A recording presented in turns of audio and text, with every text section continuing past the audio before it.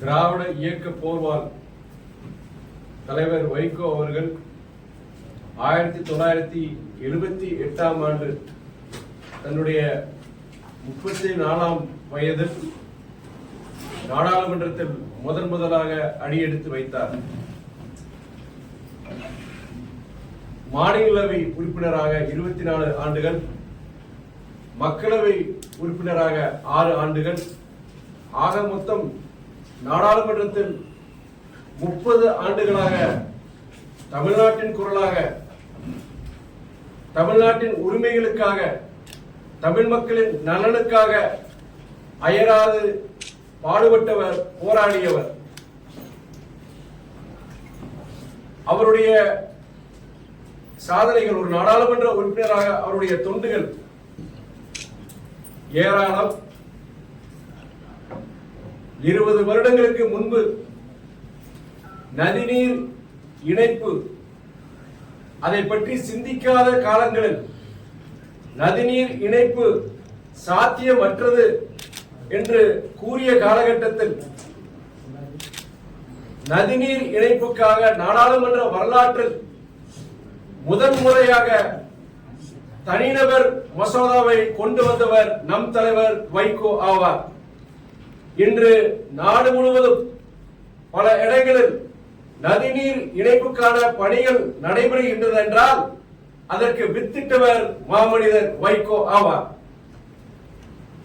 மே 1 மே தினம் ஊதியத்துடன் விடுமுறையாக அன்றைய பிரதமர் சமூக நீதி காவலர் திரு VP சிங் மூலமாக அறிவிக்க செய்தவர் நம் தலைவர் வைகோ ஆவார். நெய்வேலி NLC நிறுவனம் தனியார் மயமாகாமல் இன்று வரை 30,000 குடும்பங்களுக்கு வாழ்வாதாரத்தை அளிக்கும் ஒரு பொதுத்துறை நிறுவனமாக நீடித்திருக்கிறது என்றால் அதற்கு காரணமானவர் நம் தலைவர் வைகோ. நாட்டின் விடுதலைக்காக போராடிய முக்கிய தலைவர்களின் அனைவரின் படமும் நாடாளுமன்றத்தின் மைய மண்டபத்தில் இருக்கும் பொழுது, அதே மைய மண்டபத்தில் இந்திய அரசியல் சாசனத்தை இயற்றிய அண்ணல் அம்பேத்கர் அவர்களின் திருவுருவப்படம் இல்லையே. புரட்சியாளர் அம்பேத்கரின் படத்தை நாடாளுமன்றத்தில் வைத்தால் நாடாளுமன்றம் தீட்டுப்படுமா என்று அன்று நாடாளுமன்றம் அதிர வைக்க முழங்கி அன்றைய நாடாளுமன்றத்தின் மனசாட்சியை தட்டி எழுப்பி அன்றைய பிரதமர் சமூக நீதி காவலர் திரு VP சிங் மூலமாக அண்ணல் அம்பேத்கரின் திருவுருவப்பட படத்தை திறக்க வைத்தவர் நம் தலைவர் வைகோ ஆவார். விருதுநகரிலிருந்து சிவகாசி, ராஜபாளையம், தென்காசி வழியாக கொல்லம் செல்லும் ரயில்கள் பயன்படுத்தும் விருதுநகர் கொல்லம் அகல ரயில் பாதத்தை திட்டத்தை அன்றைய பிரதமர் அடல் பிகாரி வாஜ்பாய் மூலம் கொண்டு வந்த மக்கள் சேவகன் நம் தலைவர் வைகோ. டிக்கெட் பரிசோதனையாளர்கள், ரயில்வே டிக்கெட் பரிசோதனையாளர்கள் TTR அவர்களுக்கு இன்று ரயில்களில் படுக்கை வசதி, பெர்த் வசதி இருக்கிறது என்றால் அதற்கு காரணமானவர் மக்கள் சேவகன் நம் தலைவர் வைகோ. நம்முடைய தொப்புள் கொடி உறவுகள் ஈழத் தமிழர்களின் உரிமைகளுக்காக நாடாளுமன்றத்தின் வரலாற்றில் அதிக முறை சிறப்பு கவன ஈர்ப்பு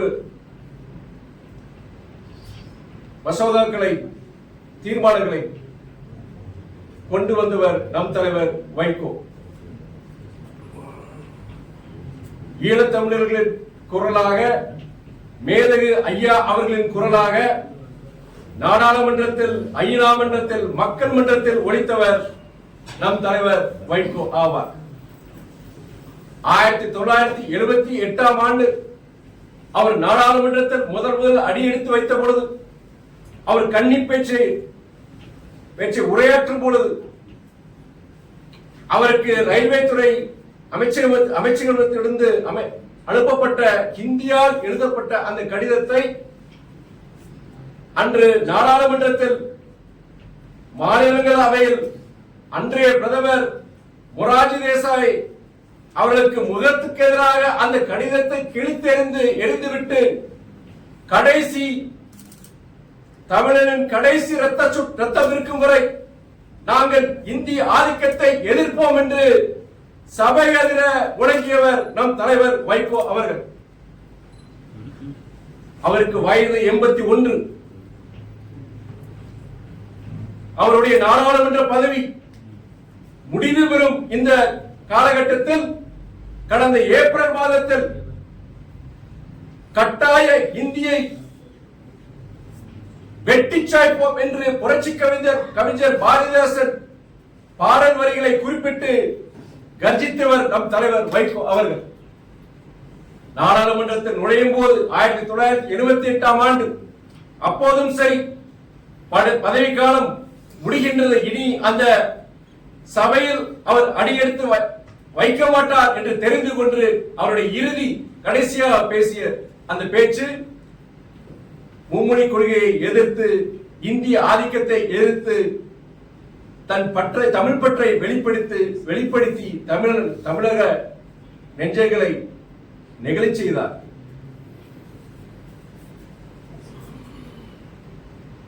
நாடாளுமன்ற வரலாற்றில் பார்லிமெண்ட் டைகர் என்றால் அது திராவிட இயக்க போர்வால் தலைவர் வைகோதான்.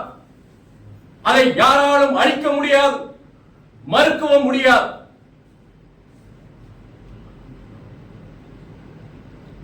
பொன்குடம் உடைந்தாலும் அது பொன்குடம் தான். 3 முறை ஒன்றிய அமைச்சர் பதவி தனக்கு அந்த வாய்ப்பு வந்த பொழுது அதை மறுதளித்த அரசியல் அதிசயம் தலைவர் வைகோ ஆவார். மக்கள் பணி, மக்கள் தொண்டே, பொது வாழ்க்கையின் அடிப்படை பண்பு என்று செயல்பட்டு வரும் மறுமலர்ச்சி திராவிட முன்னேற்ற கழகம் என்ற உன்னதமான இயக்கத்திற்கும் அதன் தலைவர் வைகோவிற்கும் பதவி ஒரு பொருட்டல்ல. எங்கள் மக்கள் பணி தொடரும். திராவிட இயக்க போர்வால் தொடர்ந்து சுழலும். தமிழ்நாட்டின் குரலாக தொடர்ந்து ஒலிக்கும். இதையும் கடந்து செல்வோம். நன்றி.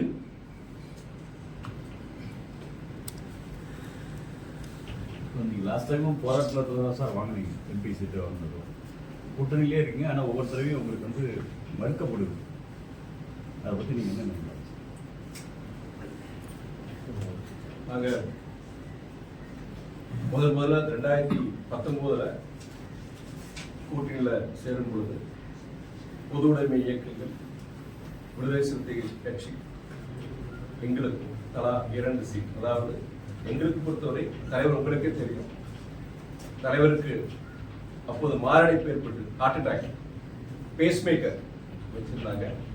அப்போ அதை கருத்தில் கொண்டு அப்போது திமுக திராவிட முன்னேற்ற கழக தலைமை, கூட்டணி தலைமை, அவர் தேர்தல் நேரத்தில் அவருக்கு வாக்கு சேகரிக்கிறது ரொம்ப கஷ்டம். வெற்றி பெற்றாலும் அவருடைய ஒரு மக்களவை உறுப்பினராக செயல்படுவது கஷ்டம். அதனால அவருடைய உடல்நலம் கருதி அவருக்கு நாங்கள் ராஜ்யசபா மாநிலங்களவை உறுப்பினராக கொடுக்கிறோம், நீங்க ஒரு மக்களவை ஒரு மாநிலவை எடுத்துக்கோன்னு சொல்லியிருந்தாங்க. அதன் அடிப்படையில் தான் உடன்பாடு ஏற்பட்டது.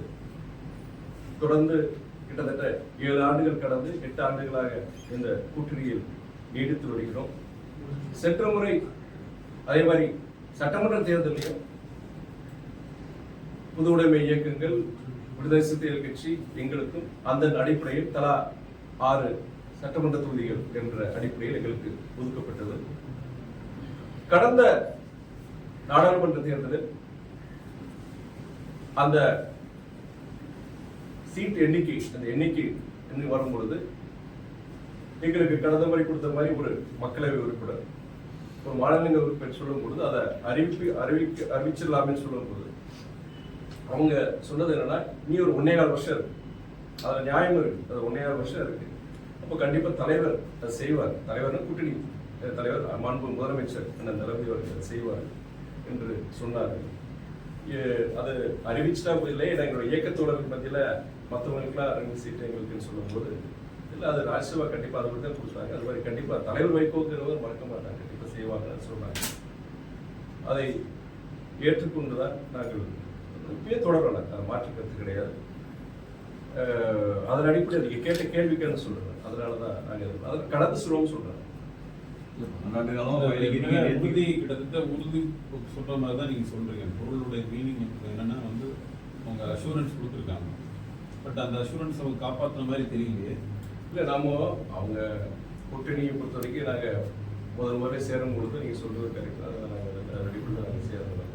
அதுக்கப்புறம் பொறுத்த வரைக்கும் சென்ற இதுலையுமே அதே தான், நீங்கள் 1.5 வருஷம் இருக்கு, அதனால கண்டிப்பாக அப்போ சொன்னேன். இப்போ சொன்னால் தேவையில்லாத ஒரு குழப்பம் வரும், அது நியாயமானதான். ஏன்னா ஒரு ராஜ்யசபா சீட் சொல்லும்போது எல்லாருக்கும் அந்த எண்ணம் வரும். அப்போ எங்களுக்குன்னு சொல்லி வரும்போது அது இப்போதைக்கு வேண்டாம்னு சொல்லியிருந்தாங்க. முக்கியம் அதில் திராவிட முன்னேற்ற கழகத்தை சார்ந்த முக்கியமான நபர்கள். அதனால வந்து அப்போதைக்கு தலைவர் பொறுத்த வரைக்கும் கண்டிப்பாக கூட்டணி தலைவர் அவருடைய முதலமைச்சர் கண்டிப்பாக அதுக்கு செய்வார் மாதிரி சொல்லியிருந்தாங்க. அது எங்களுக்கு பொறுத்த வரைக்கும் நீங்கள் சொல்ற மாதிரி அதில் வருத்தம் இருக்கு. அதில் இது பண்ணாலும் நாங்கள் அதை தமிழ்நாட்டு நலன்கிறது அது கடந்து செல்கிறோம் சொல்லுவோம். இப்போ கமலஹாசன் கேட்டிருக்கீங்களா நீங்க? கண்டிப்பா அதில் நம்ம கேட்கணும், அதில் மறுக்கிறது கிடையாது, நாங்கள் கேட்கணும். அதான் தலைவர் வைகோ கேட்கல இல்லை, என்னுடைய தலைமை நிர்வாகிகள் நான் உட்பட அந்த கோரிக்கையை வச்சு என்ன சொன்னாங்க? அவங்க இப்போ இதெல்லாம் என்ன சொன்னாங்கன்னா, கூடுதலாக ஒரு நம்ம மக்கள் நீதி இயக்கம் வருது, அதே நேரத்தில் திராவிட முன்னேற்ற கழகத்திலையும் ஏற்கனவே அவங்களுக்கு உறுதி செய்யப்பட்டிருக்காங்க, அவங்களுக்கு ஏதோ இதே மாதிரி ப்ராமிஸ் பண்ணியிருப்பாங்க போல. அதனால அந்த காரணத்தினால ஒரு கொடுக்க முடியாத ஒரு சூழல் ஏற்பட்டு இந்த கூட்டணின்னு வரும்போது பெரும்பாலான எலெக்ஷன்ஸ்ல வந்து என்ன அப்சர்வ் பண்ணியிருக்கோம் அப்படின்னு சொன்னா, எம்டிஎன் கடைசி வரைக்கும் அவங்கள வந்து இது பண்ணிட்டு லாஸ்ட் மினிட்ல அவங்க ஒரு விதமான ஒரு ஏமாற்றத்தை கொடுக்குற மாதிரி தான் கட்சிகள் நடந்தது, இன்க்ளூடிங் டிஎம்கேவும் அந்த மாதிரி தான் இருந்துருக்கு. ஸோ கிட்டத்தட்ட அதே மாதிரி சுச்சுவேஷன் தான் இப்பயும் அந்த மாதிரி ஒரு ஃபீல் இருக்கு. இல்லை, நாங்கள் தலைவருக்கு வந்து நான் இந்த இன்டர்வியூலேயே ஃபர்ஸ்ட் எடுத்தவொடனே சொன்னேன், இதுக்கான இந்த இன்டர்வியூனா பல இடங்களில் கடந்த 2 நாட்களாக உங்களை போன்ற பத்திரிகை நிருபர்கள் ஊடகவியாளர்கள் தொடர்ந்து கேள்விகள் போன்ற கேள்வி கேட்குறேன், நான் அவாய்ட் பண்ணிட்டு தான் இருந்தேன். இருந்தாலும் இயக்கத்தோழர்கள் முக்கியமான நிர்வாகிகள் நம்முடைய நிலைப்பாடு என்னன்னு சொல்லணும். ஏன்னா இணையத்தில் நிறைய பேர் அவங்களுடைய கருத்துக்களை போட்டிருக்காங்க.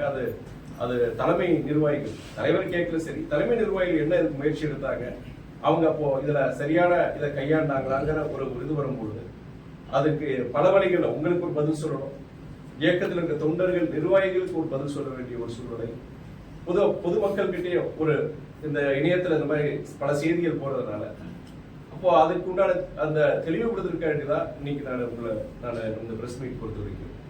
நான் மொத்தத்தில் என்ன சொல்றேன்னா, எங்களுடைய இயக்கத்தோழர்கள் பொறுத்த வரைக்கும் அது ஒரு வருத்தம், ஒரு வேதனை. தலைவருடைய புது வாழ்க்கையை பொறுத்த வரைக்கும் உங்களுக்கு 61 வருஷமா தமிழ்நாட்டுக்காண்டி இன்னைக்கு அரசியல் எல்லைகளை கடந்து தமிழ்நாட்டில் இருக்கிற தலைவர் மொத்தம் கிடையாது, இந்தியாவில் இருக்கிற முக்கியமான தலைவர்கள், இப்போ இருக்க தலைவர்கள் சரி, முன்னாள் தலைவர்கள் சரி, பிரதம மந்திரி அமைச்சர், அதாவது நம்மளுடைய பிரதம மந்திரி நம்முடைய இந்திரா காந்தி அம்மையார்ல இருந்து நீங்க சமூக நீதி காவலர் விபிசிங்ல இருந்து திரு அடல் பிகாரி வாஜ்பாய் வரைக்கும், வைகோ பொறுத்த வரைக்கும் ஒரு நாடாளுமன்ற வரலாற்றில் ஒரு சிறந்த ஒரு நாடாளுமன்ற உறுப்பினர்கள் அவரும் ஒருவர், ஒரு நேர்மையானவர், ஒரு உன்னதமானவர், ஒரு மனிதநேயமிக்க ஒரு தலைவர்ங்கிற அந்த ஒரு மரியாதை கொடுத்து அரசியல் நிலைகளை கடந்து இன்னைக்கு எல்லாருக்கிட்டையும் இருக்கு. இன்னைக்கு என்னன்னா அது வந்து அதனுடைய இது என்னன்னா எல்லாருக்கிட்டையும் ஒரு எதிர்ப்பு, ஜனங்கிட்டே பொறுத்த வரைக்கும் வலைய தலைவர் வைகோ கொடுத்துருக்கலாமே, ஒரு சீனியர் மோஸ்ட் ஒரு இது கொடுத்துருக்கலாமே இருக்கும்போது என்கிட்டயே பல இடங்கள்ல எல்லாருமே இதை சொல்லும் போது நான் இந்த ஒரு தருணத்துல வந்து அதை சொல்ல ஒரு ஏமாற்றம் இருக்கு, ஒரு வருத்தம் இருக்கு.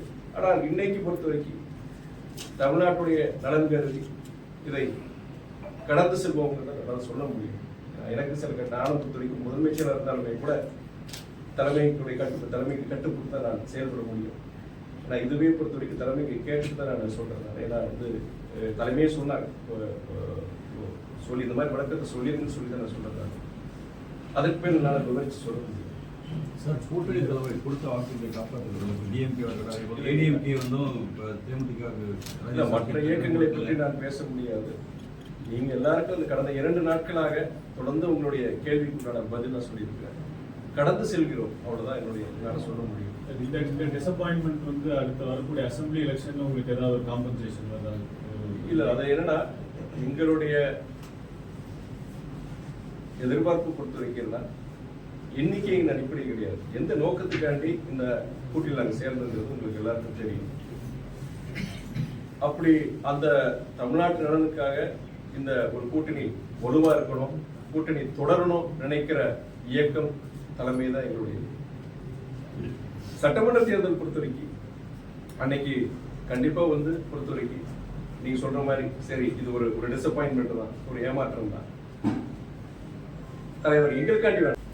திராவிட இயக்க போர்வால் தலைவர் வைகோ அவர்கள் 1978ஆம் ஆண்டு தன்னுடைய 34ஆம் வயதில் நாடாளுமன்றத்தில் முதலாக அடியெடுத்து வைத்தார். மாநிலங்களவை உறுப்பினராக 24 ஆண்டுகள், மக்களவை உறுப்பினராக 6 ஆண்டுகள், ஆக மொத்தம் நாடாளுமன்றத்தில் 30 ஆண்டுகளாக தமிழ்நாட்டின் குரலாக, தமிழ்நாட்டின் உரிமைகளுக்காக, தமிழ் மக்களின் நலனுக்காக அயராது பாடுபட்டவர், போராடியவர். அவருடைய சாதனைகள், ஒரு நாடாளுமன்ற உறுப்பினராக அவருடைய தொண்டுகள் ஏராளம். 20 வருடங்களுக்கு முன்பு நதிநீர் இணைப்பு, அதை பற்றி சிந்திக்காத காலங்களில் நதிநீர் இணைப்பு சாத்தியமற்றது என்று கூறிய காலகட்டத்தில் நதிநீர் இணைப்புக்காக நாடாளுமன்ற வரலாற்றில் முதன்முறையாக தனிநபர் மசோதாவை கொண்டு வந்தவர் நம் தலைவர் வைகோ ஆவார். இன்று நாடு முழுவதும் பல இடங்களில் நதிநீர் இணைப்புக்கான பணிகள் நடைபெறுகின்றது என்றால் அதற்கு வித்திட்டவர் மாமனிதர் வைகோ ஆவார். மே 1 மே தினம் ஊதியத்துடன் விடுமுறையாக அன்றைய பிரதமர் சமூக நீதி காவலர் திரு VP சிங் மூலமாக அறிவிக்க செய்தவர் நம் தலைவர் வைகோ ஆவார்.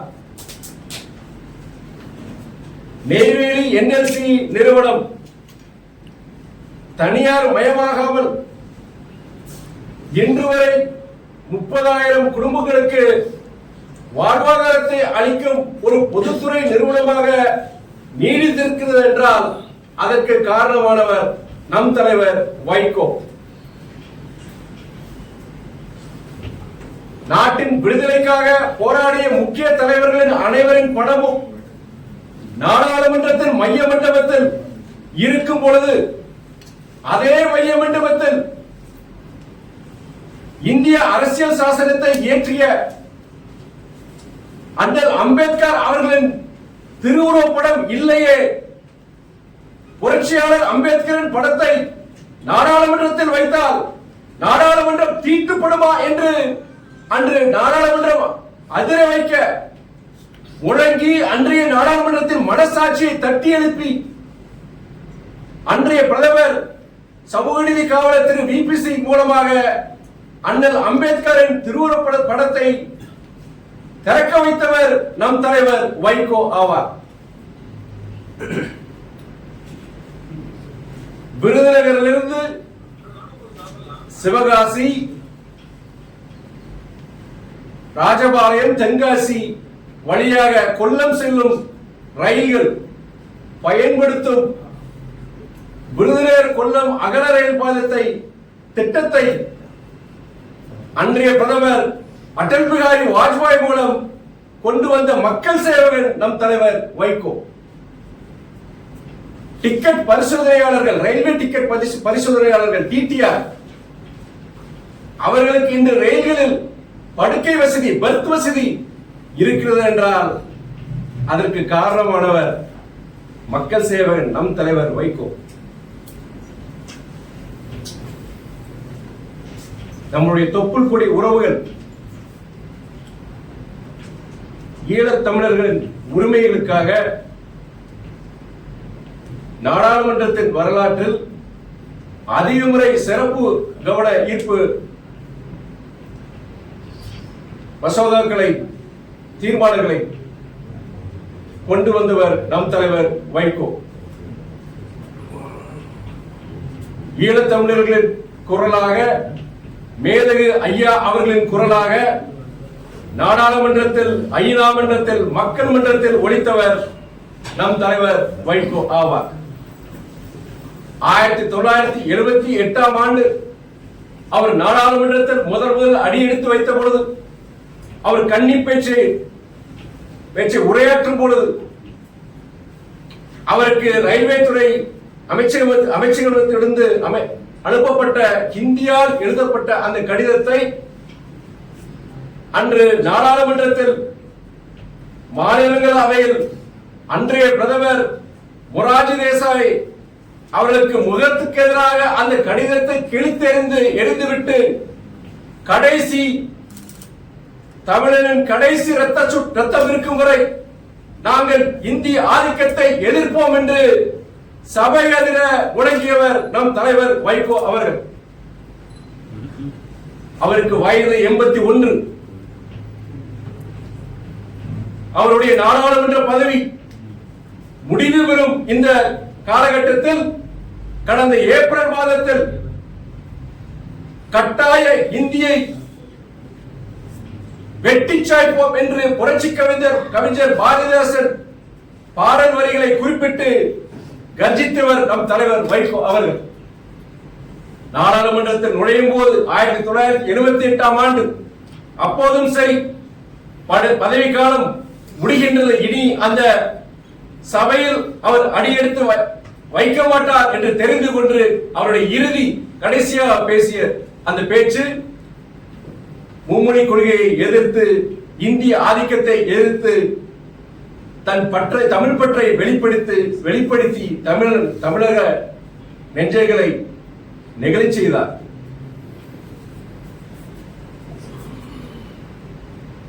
நாடாளுமன்ற வரலாற்றில் பார்லிமெண்ட் டைகர் என்றால் அது திராவிட இயக்க போர்வால் தலைவர் வைகோதான். அதை யாராலும் அழிக்க முடியாது, மறுக்கவும் முடியாது.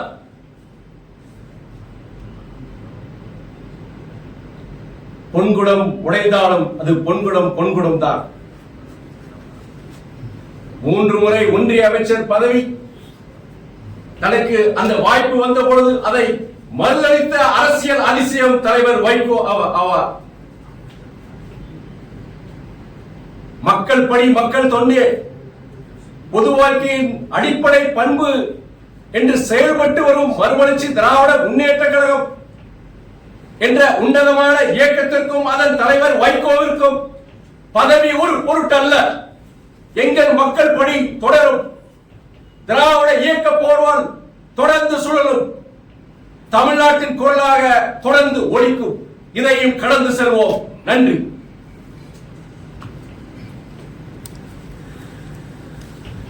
லாஸ்ட் டைமும் போராட்டத்தில் தான் சார் வாங்கினீங்க, எம்பி சீட்டு வாங்கினதும் கூட்டணியிலே இருக்கீங்க. ஆனால் ஒவ்வொரு தடவையும் உங்களுக்கு வந்து மறுக்கப்படுது. அதை பற்றி நீங்கள் என்ன நினைக்கிறீங்க? நாங்கள் முதல்ல 2019 கூட்டணியில் சேரும் பொழுது பொது உடைமை இயக்கங்கள், விடுதலை சிறுத்தைகள் கட்சி எங்களுக்கு தலா 2 சீட். அதாவது எங்களுக்கு பொறுத்தவரை தலைவர் உங்களுக்கே தெரியும், தலைவருக்கு அப்போது மாரடைப்பு ஏற்பட்டு ஹார்ட் அட்டாக், பேஸ் மேக்கர் வச்சிருந்தாங்க. அப்போ அதை கருத்தில் கொண்டு அப்போது திமுக திராவிட முன்னேற்ற கழக தலைமை, கூட்டணி தலைமை, அவர் தேர்தல் நேரத்தில் அவருக்கு வாக்கு சேகரிக்கிறது ரொம்ப கஷ்டம். வெற்றி பெற்றாலும் அவருடைய ஒரு மக்களவை உறுப்பினராக செயல்படுவது கஷ்டம். அதனால அவருடைய உடல்நலம் கருதி அவருக்கு வந்து நாங்கள் ராஜ்யசபா மாநிலங்களவை உறுப்பினராக கொடுக்குறோம், நீங்க ஒரு மக்களவை ஒரு மாநிலவை எடுத்துக்கோன்னு சொல்லியிருந்தாங்க. அதன் அடிப்படையில் தான் உடன்பாடு ஏற்பட்டது. தொடர்ந்து கிட்டத்தட்ட 7 ஆண்டுகள் கடந்து 8 ஆண்டுகளாக இந்த கூட்டணியில் நீடித்து வருகிறோம். சென்ற முறை அதே மாதிரி சட்டமன்ற தேர்தலையும் புது உடைமை இயக்கங்கள், விடுதலை சிறுத்தைகள் கட்சி எங்களுக்கும் அந்த அடிப்படையில் தலா 6 சட்டமன்ற தொகுதிகள் என்ற அடிப்படையில் எங்களுக்கு ஒதுக்கப்பட்டது. கடந்த நாடாளுமன்ற தேர்தலில் அந்த சீட் எண்ணிக்கை எண்ணி வரும் பொழுது எங்களுக்கு கடந்த முறை கொடுத்த மாதிரி ஒரு மக்களவை உறுப்பினர், ஒரு மாநிலங்களவை உறுப்பினர் சொல்லும் பொழுது அதை அறிவிச்சிடலாமே சொல்லும் பொழுது அவங்க சொன்னது என்னன்னா, நீ ஒரு 1.25 வருஷம் இருக்கு, அதுல நியாயம் இருக்கு, அது 1.25 வருஷம் இருக்கு, அப்ப கண்டிப்பா தலைவர் அதை செய்வார், தலைவர்னு கூட்டணி தலைவர் மாண்பு முதலமைச்சர் அந்த நிலைமை அவர்கள் செய்வார் என்று சொன்னார். அது அறிவிச்சுட்டா போதில்லை, எங்களோட இயக்கத்தோழர்கள் மத்தியில மற்றவங்களுக்குலாம் 2 சீட்டு எங்களுக்குன்னு சொல்லும் போது இல்லை, அது ராஜ்யசபா கண்டிப்பா அதை தான் கொடுத்தாங்க. அது மாதிரி கண்டிப்பா தலைவர் வைகோங்கிறவர் மறக்க மாட்டாங்க, கண்டிப்பா செய்வாங்கன்னு சொன்னாங்க. அதை ஏற்றுக்கொண்டுதான் நாங்கள் இப்பயே தொடரல, அது மாற்று கருத்து கிடையாது. அதன் அடிப்படையில் நீங்க கேட்ட கேள்விக்கு சொல்றேன், அதனாலதான் நாங்கள் அதை கடந்து சொல்லுவோம் சொல்றேன். உறுதி கிட்டத்தட்ட உறுதி சொல்ற மாதிரி தான் நீங்க சொல்றீங்க. பொருளுடைய மீனிங் என்னன்னா வந்து அவங்க அஷூரன்ஸ் கொடுத்துருக்காங்க, பட் அந்த அஷூரன்ஸ் அவங்க காப்பாற்றுற மாதிரி தெரியலையே. இல்லை, நாம அவங்க கூட்டணியை பொறுத்த வரைக்கும் நாங்கள் முதல் முறை சேரும் பொழுது நீங்கள் சொல்றது கரெக்ட் தான், அதை நாங்கள் ரெடி பண்ணி நாங்கள் சேர்ந்தோம். அதுக்கப்புறம் பொறுத்த வரைக்கும் சென்ற இதுலையுமே அதே தான், நீ ஒரு 1.5 வருஷம் இருக்கு, அதனால கண்டிப்பா அப்போ சொன்னேன், இப்போ சொன்னா தேவையில்லாத ஒரு குழப்பம் வரும், அது நியாயமானதான். ஏன்னா ஒரு ராஜ்யசபா சீட் சொல்லும் போது எல்லாருக்கும் அந்த எண்ணம் வரும், அப்போ எங்களுக்குன்னு சொல்லி வரும்போது அது இப்போதைக்கு வேண்டாம்னு சொல்லியிருந்தாங்க. முக்கியம் அதுல திராவிட முன்னேற்ற கழகத்தை சார்ந்த முக்கியமான நபர்கள். அதனால வந்து அப்போதைக்கு தலைவர் பொறுத்தவரைக்கு கண்டிப்பா கூட்டணி தலைவர் அவருடைய முதலமைச்சர் கண்டிப்பா அதுக்கு செய்வார் மாதிரி சொல்லியிருந்தாங்க. அது எங்களுக்கு பொறுத்த வரைக்கும் நீங்க சொல்ற மாதிரி அதுல வருத்தம் இருக்கு. ஆனால் நாங்கள் அதை தமிழ்நாட்டு நலன்கிறது அதை கடந்து செல்கிறோம் சொல்லுவோம். இப்போ கமலஹாசன் கேட்டிருக்கீங்களா நீங்க?